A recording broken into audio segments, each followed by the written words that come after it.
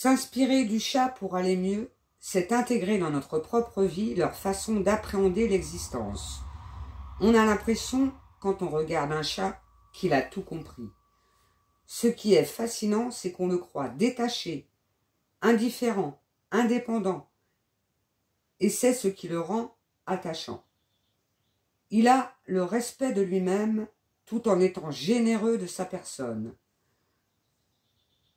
Dans les relations humaines, on a du mal à placer le curseur « je t'aime, mais je ne dois pas m'oublier ».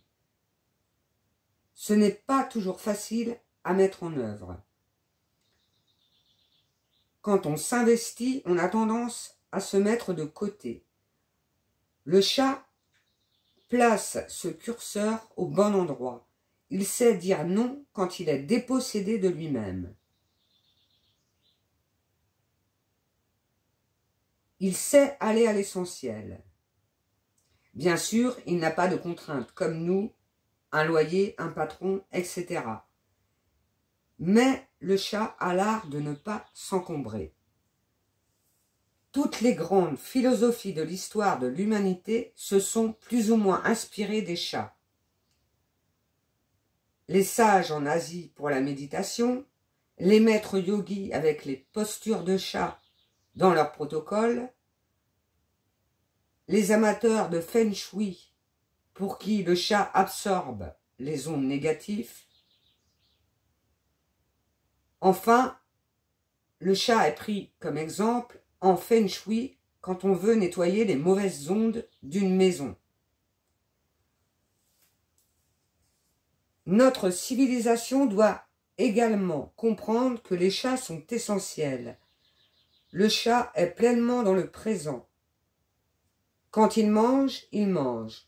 Il ne va pas faire autre chose. Quand il joue, c'est la même chose. Quand il nous fait un câlin, il est vraiment avec nous. Nous sommes toujours dans le hier, dans le demain, jamais dans le maintenant.